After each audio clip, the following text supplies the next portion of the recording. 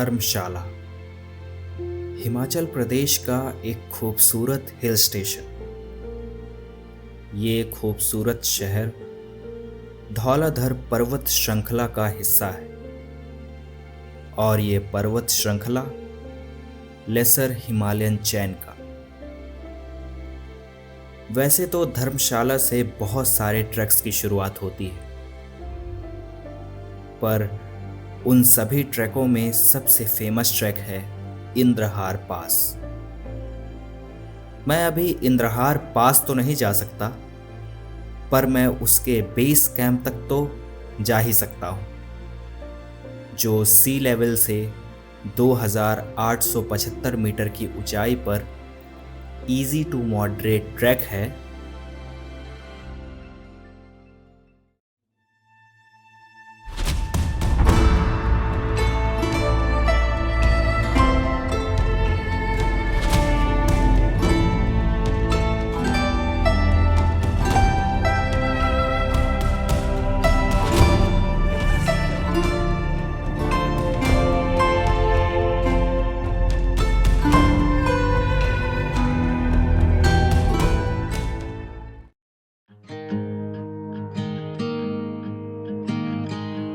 तो इस ट्रैक की शुरुआत होती है दिल्ली से।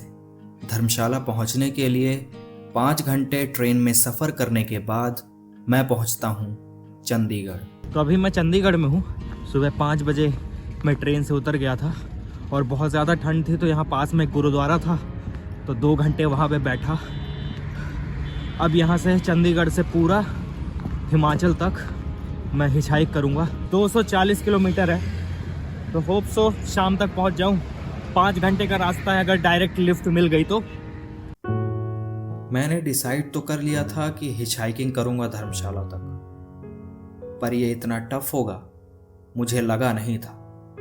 चंडीगढ़ में लिफ्ट मिलनी बहुत मुश्किल हो रही थी, इतना मुश्किल कि मुझे 10 किलोमीटर पैदल चलना पड़ा, तब मेरे को पहली लिफ्ट मिली।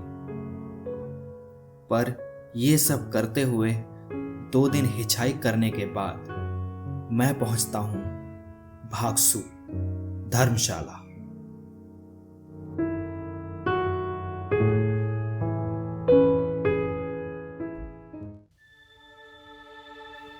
अब त्रिउन ट्रैक की शुरुआत तो गल्लू देवी मंदिर से होती है, पर मैं सुनिश्चित करता हूं कि इस ट्रैक को भागसू से ही स्टार्ट करूं, क्योंकि ट्रैकिंग मेरे लिए सिर्फ पहाड़ में चलना या व्यूज़ देखना नहीं है।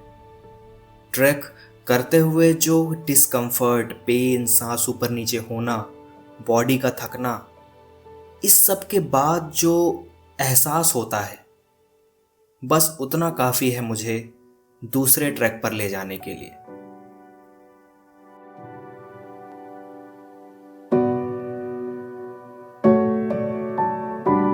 अब भागसू से गल्लू देवी टेम्पल का डिस्टेंस था 2 किलोमीटर, तो 40 मिनट का ट्रैक करके मैं पहुंच जाता हूं गल्लू देवी टेम्पल।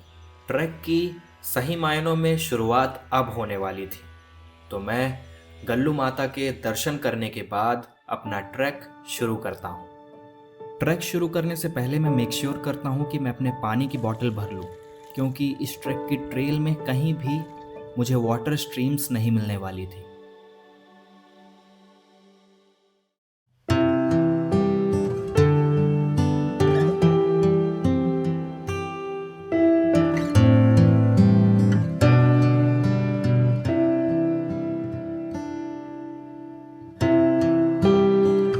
अब यार, मुझे एल्पाइन ट्रैक करने का बड़ा शौक है। एल्पाइन ट्रैक मतलब आप किसी के ऊपर डिपेंड नहीं रहते, सारी चीज़ें आपको खुद मैनेज करनी पड़ती हैं। खाना खुद बनाना पड़ता है, टेंट खुद पिच करना पड़ता है।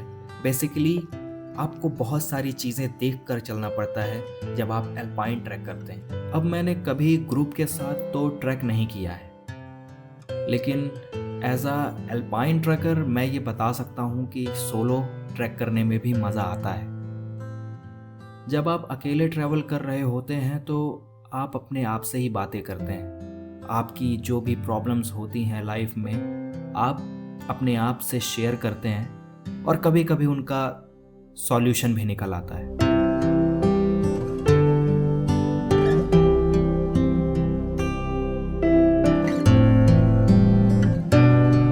जब मैं त्रिउंड ट्रैक के बारे में रिसर्च कर रहा था तब मुझे पता चला कि पुराने ज़माने में इस ट्रैक को गद्दी चरवाहे अपनी भेड़ बकरियों को चराने के लिए इस्तेमाल किया करते थे।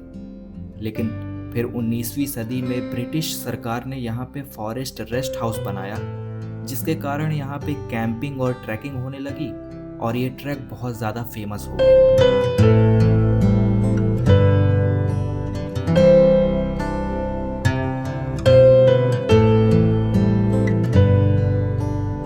थोड़ा ही बचा है, ज़्यादा दूर नहीं, लेकिन ट्रैक बहुत अच्छा है। अभी विंटर का सीज़न है लेकिन यहाँ बर्फ़ नहीं पड़ी तो वो थोड़ा सा रिग्रेट है, लेकिन मज़ा आ रहा है। इजी टू मॉडरेट है, लेकिन जो पहली बार ट्रैक करेंगे उनके लिए थोड़ा सा टफ हो सकता है, लेकिन आओ एक बारी मज़ा आएगा।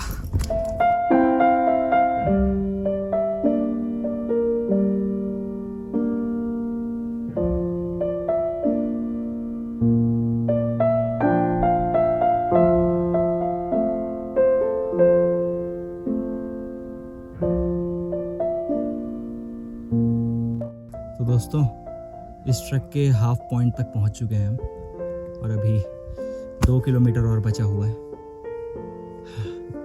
और बोल रहे हैं कि आखिरी का 1 किलोमीटर ना बहुत स्टीप होने वाला है। लेट्स सी, देखते हैं कैसा है।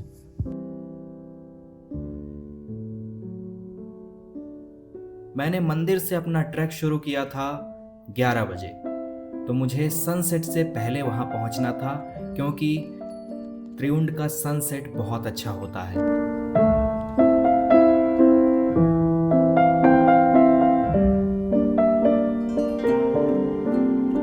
बस पहुंचने वाले हैं, लास्ट के 500 मीटर है और हम 200 मीटर चल चुके हैं।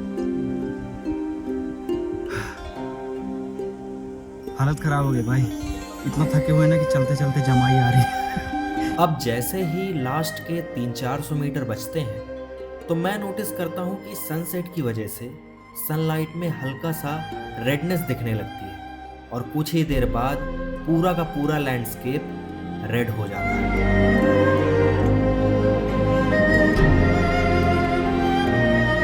11 बजे से ट्रैक करते करते शाम के 5-5:30 बज चुके हैं। बस इतना बचा हुआ है, फिर वहाँ पे पहुँच गए।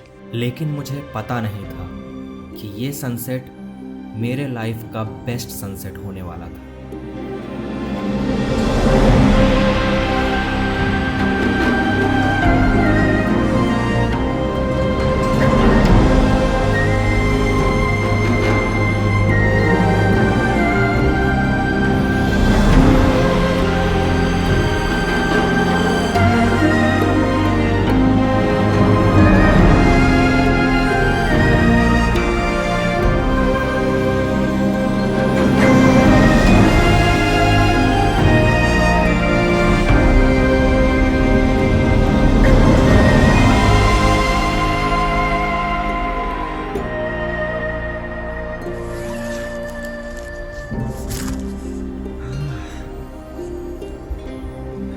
मॉर्निंग दोस्तों, तो अभी सनराइज़ होने वाला है थोड़ी देर में और सनराइज़ देखने के लिए इतनी सुबह सुबह उठा हूँ और बहुत ज़्यादा ठंड है। रात में अच्छे से नींद भी नहीं आई,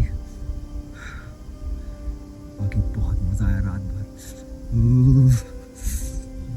जैसे सूरज निकलेगा सारी ठंड गायब हो जाएगी।